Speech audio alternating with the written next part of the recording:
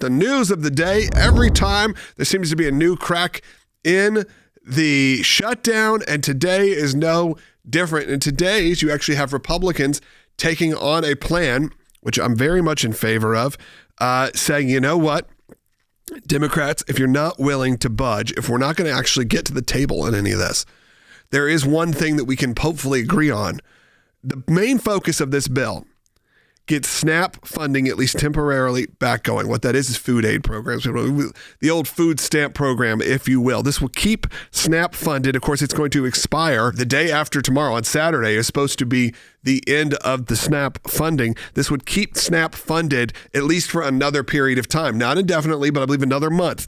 So it would keep it going for another month. And hopefully as we come to an end of the shutdown, this could happen between now and then. I think this is very much needed. There's another bill coming from Ted Cruz that essentially says a similar wording, but this is specifically for air traffic controllers. Obviously, we want to stay safe in the air. A lot of people are going to be traveling over the next handful of months. We're heading towards probably the busiest travel season of the year. We're seeing what's happening as the FAA is having a lot of issues where I think it's triple the amount of air traffic control issues that they have had in the past, where that's mostly due to staffing, because people are expected to come and do their jobs even without being paid. Take a look here, the shift in net popularity versus pre-shutdown.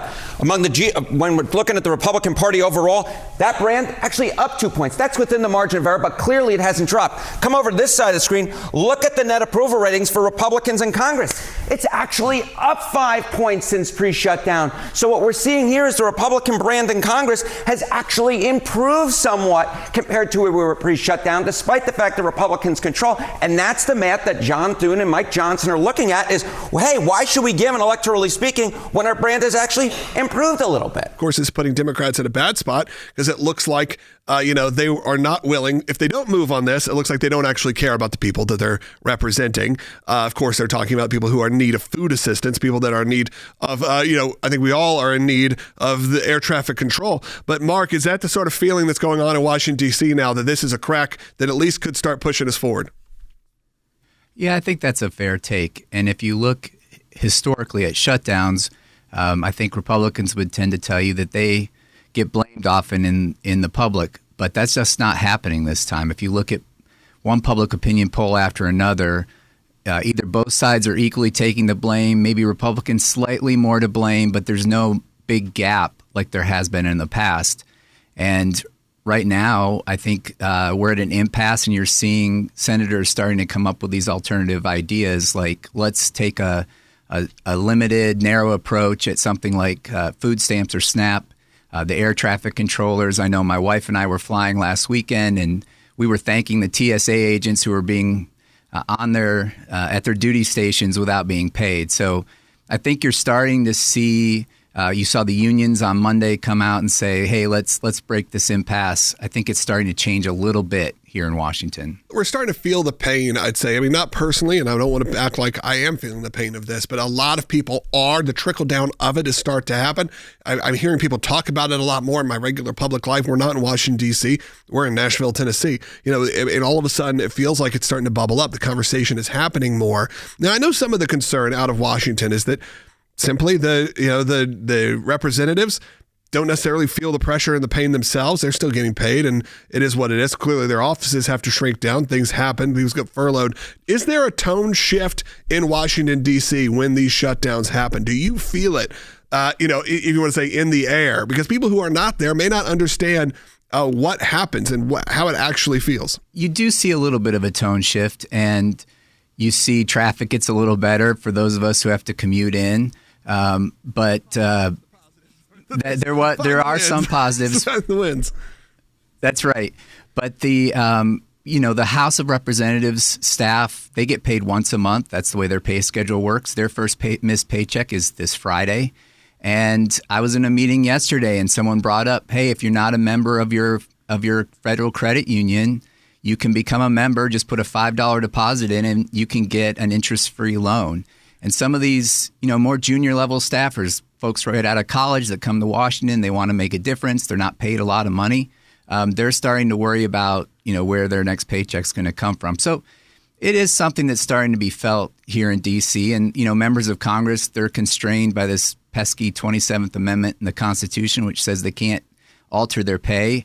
A lot of them have voluntarily had their pay withheld. They go to their clerk and the clerk of the House or the Secretary of the Senate and say, don't pay me till after the shutdown.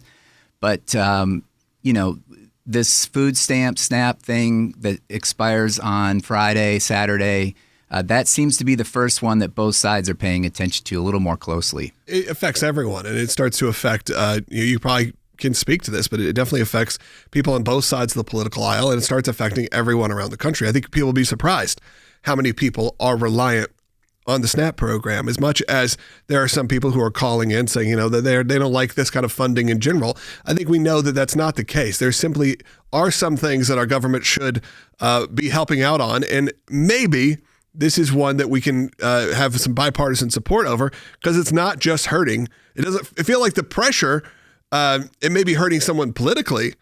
And look, the Republicans are going to blame the Democrats. The Democrats are going to blame Republicans. I had overheard people who are Democrats say, it feels like the ballroom is the focus, saying all President Trump cares about is the ballroom, and he doesn't really care about what's going on. Of course, they don't know all of the minutia and how everything works, but maybe visually they're not wrong in the sense that it doesn't look great to be like, look at the construction happening here. We obviously know how that funding works while things are not getting paid. Do you feel like there is? I know you said that typically the Republicans are the ones that take a hit on this. Do you feel like, though, that has shifted this time, where the American people are reacting maybe from both sides? I think that's accurate. 42 million people rely on food stamps, and that's something that both sides are going to have to wrestle with. But I think what you're seeing here in D.C.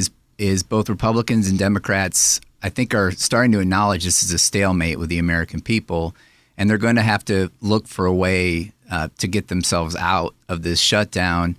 I don't know what the final answer is going to be on that, but if you listen to what Senator Thune, Majority Leader Thune, and Speaker Johnson, and even spokespeople for the White House have been saying, is we can meet the food stamp need, we can pay the air traffic controllers, we can pay TSA, we can pay the military, we can do all of that if the Senate Democrats will just release this hold on the House-passed bill that keeps the government-funded status quo. That was a 7-week bill when they first passed it. It's now down to a 3-week bill. That just gets us to right before Thanksgiving, but at least it would reopen the government. It would take care of all of these problems at once, and then they can negotiate on other things later. There's now a proposal to end, at least to get this funding in place, and if the Democrats don't agree to it, that tells you exactly they're using the American people as a ploy here, and that's outrageous. And again, our government affairs team, you just heard from Mark, we're on top of this. This is a good solution. Let's see if we can get it through, and if not, it falls on the Democrats. I'm pushing this hard because I really believe in it. I think we need to get this done. Look, it is a very short bill. This is a 2-page bill that's happening right now. We're not talking about hundreds of pages to deal with. We're talking about a couple pages. Get this done. Get it done. Make sure people who are in need don't go hungry. That's the least we can do in this country.